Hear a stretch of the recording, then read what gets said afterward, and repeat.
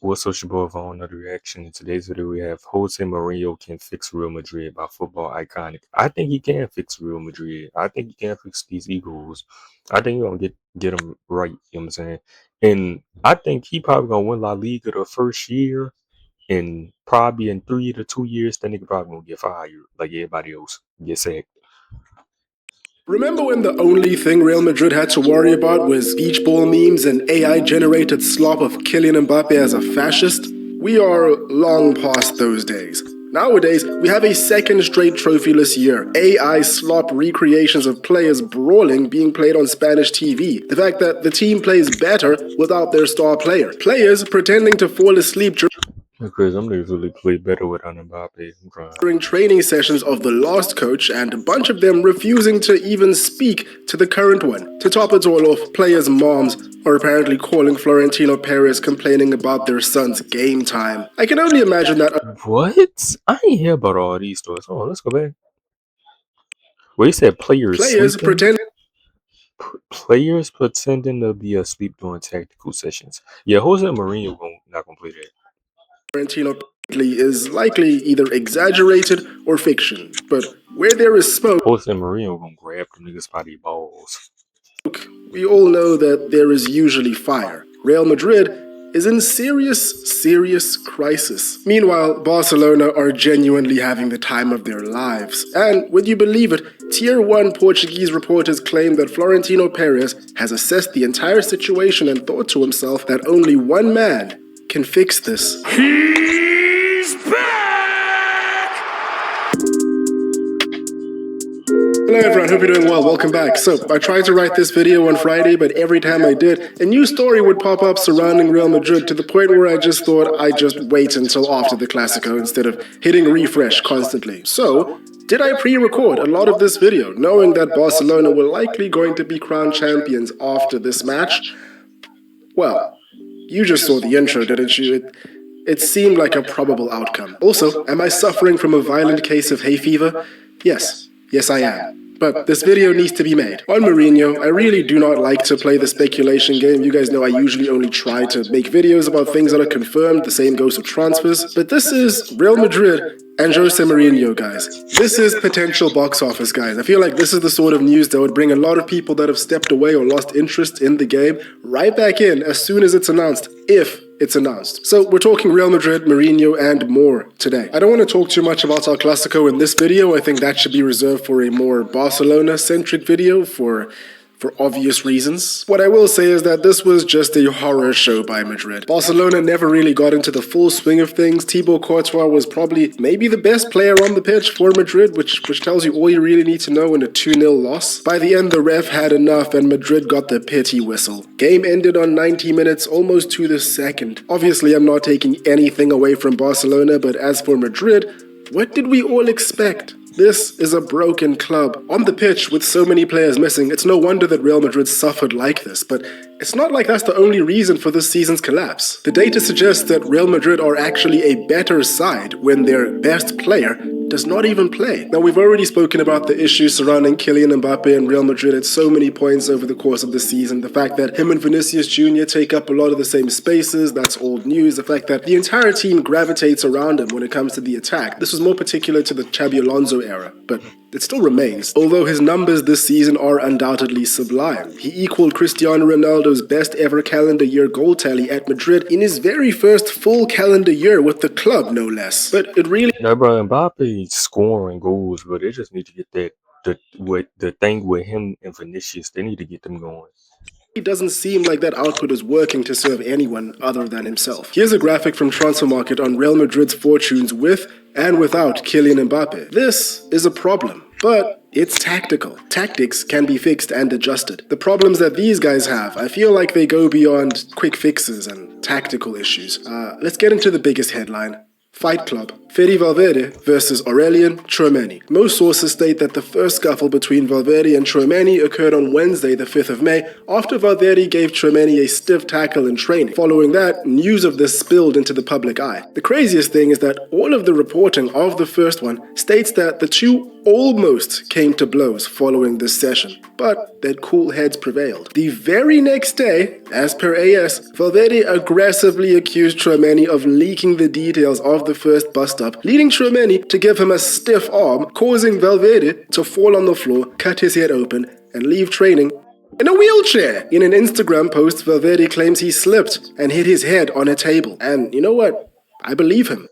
If this was the table, Madrid publicly laid disciplinary actions against Tchouameni and Valverde amounting to 500,000 euros each. Now, I know we all gawk at players' salaries these days, and these are multi-millionaires, but even for multi-millionaires, 500k straight off the bat for a fine, that's a big hit. 500k fine? Damn. Adding It's royalty, Real Madrid. They're not playing game. Like, insult to they're fighting shit. Leave that shit for second division La Liga clubs. Leave that shit for Espanyol and shit. Getafe, like. Injury to Valverde. Brother got knocked out, and then as soon as he woke up, they hit him with a €500,000 fine. Jesus Christ. To put this into perspective, in the NBA, fines are capped at NBA don't even do fines like that. What the hell? $50,000 for punching, which includes suspensions, of course. Except everyone at Real Madrid is injured or unavailable, so they could not suspend either of them. Aurelien Tchouameni played in the Clásico. Of course, Valverde did not play for reasons. Rumor has it that this is the footage of Tchouameni visiting Valverde in the hospital. Of course, that was some sort of meme that I thought was relevant to that joke, which I'm only going to insert later on. I don't know what it's going to be. But the point is that so much of this could be false. But I will say one thing. I haven't seen comunicados like this ever from Real Madrid. And the severity of all of it, the fact that they publicly came out... It's somebody leaking this information. It gotta be a bench warmer leaking this shit. And told... Like, they said Tchouameni blame Valverde for leaking this. I don't know. Y'all think Valverde leaking this shit? He the mole?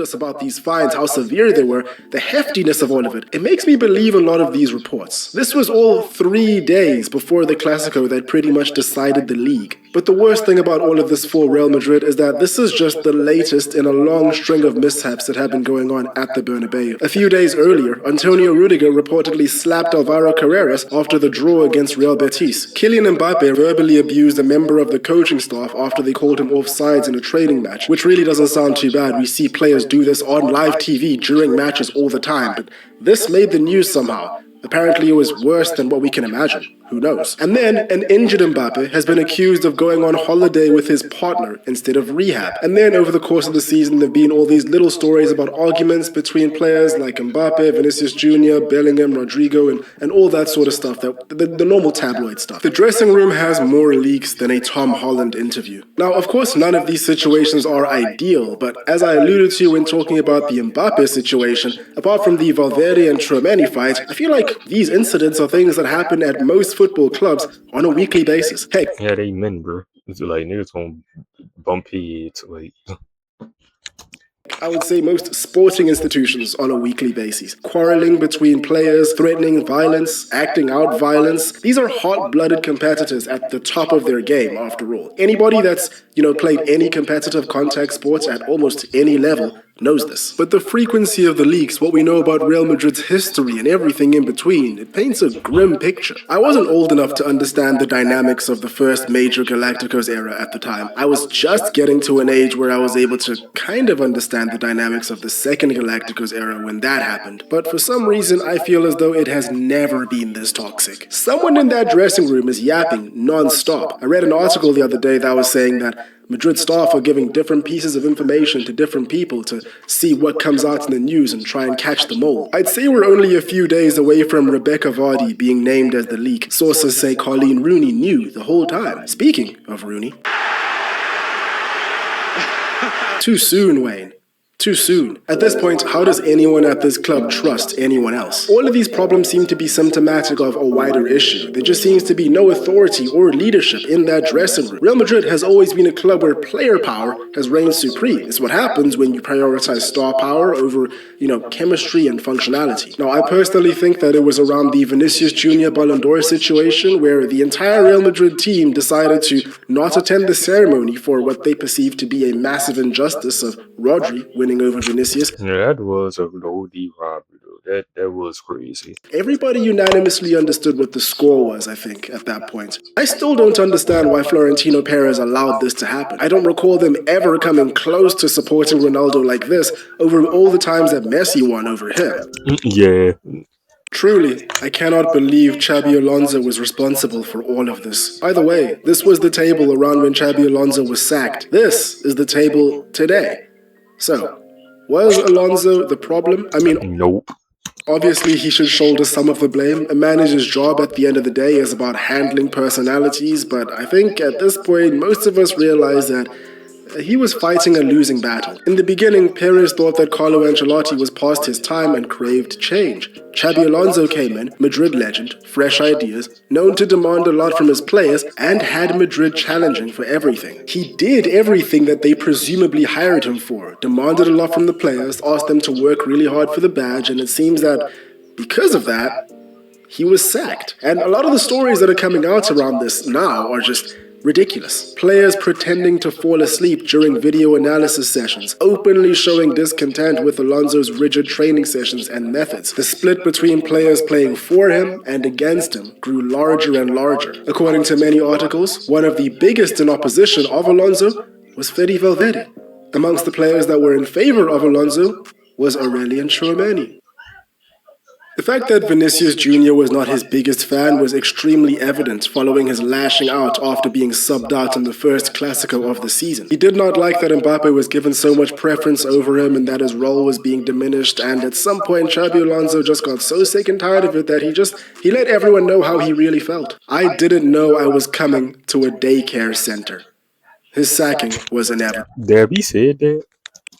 Alvaro Arbeloa Bunch of rich babies. Like, these niggas that won everything. Vinny got 2 Champions Leagues. Some niggas feel like, man, what the fuck I'm like doing this for? I don't like. Replaced him. Things got worse. Madrid slipped further down the table, were knocked out of the Champions League by Bayern Munich. Some players have reportedly stopped speaking to him entirely because they know he'll be gone before them. And of course, Dana White's been in contact about hosting UFC at the Bernabeu. A lot of it is jokes, but at the end of the day, we all know that he can't really handle these players. Something that's strongly highlighted in all of the reporting around the Valverde-Tchouameni incident is that Alvaro Arbeloa was there for all of it, and he did absolutely nothing. It confirms what most of us have suspected for a very long time. Losing Toni Kroos, Nacho, Joselu, Luka Modric, and Lucas Vazquez in 2 years, all without replacement and leadership, makes all of this make sense. Alvaro Carreras is 23. Instead of being led, he's being slapped by Antonio Rudiger, 33. Fede Valverde has been part of the Crazy. first team for 7 years. Aurelien Tchouameni has been part of it for 4 years. These are supposed to be the replacements for leadership. Instead, Real Madrid's juniors will forever have the image of their captain getting smacked out cold in the dressing room. It seems like a lot of these Real Madrid players feel like they can do whatever they want and get away with it because that's what's been happening. Unless you knock out your teammate, you're going unpunished. Slack off in training, badmouth the manager and the training staff, just do whatever you want, you'll be good. But maybe that's about to change. Reportedly, in steps José Mourinho. I was reading an article in The Athletic about Real Madrid on this entire fiasco, and it ended quite curiously for me. The article essentially theorized that it may not be a coincidence that all of this craziness around Madrid has spilt into the media. Outlets such as Marca and AS are known for not really being overly critical of Real Madrid, or as some people may put it, in Florentino Perez's pocket. Yet, if you browse either website's dedicated Real Madrid pages,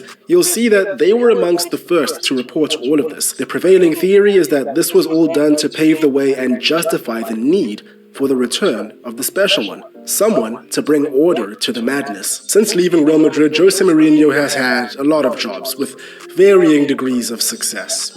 Chelsea, Manchester United, Tottenham Hotspur, Fenerbahce, Benfica. At some point after the Tottenham Hotspur job, though, I think a lot of people, they thought that he was no longer a good fit in the modern game. He's historically been at his best with disciplined players that respond to heat and pressure. It's proven to be unsustainable almost everywhere that he goes, with the exceptions of places like Porto and Inter, with factions at the other places bound to fall, with those for and against him. If you don't believe me, ask Iker Casillas' partner from 2013. Right off the bat, if you've been half paying attention to this video, you'd think that things won't bode well for him with this current Real Madrid squad. I've made several videos on José Mourinho in the past, his personality, his achievements. I'll link them below, and there are still more to come, such as his Porto and Inter phases, which will be made over the coming weeks. But for the purposes of this video, it's worth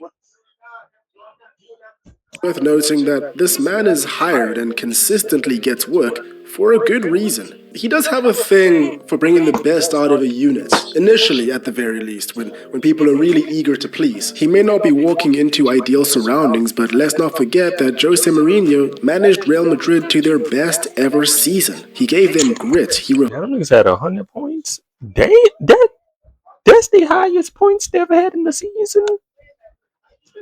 He said that was their best ever season. Then from a period where everyone thought that Barcelona was going to run away with everything, he essentially built the mindset of the team that went on to win La Decima and then do the famous three-peat under Zinedine Zidane, 3 Champions Leagues in a row. In my eyes, that team was as much José Mourinho's as it was Carlo Ancelotti's and Zinedine Zidane's. So perhaps that's all that's needed.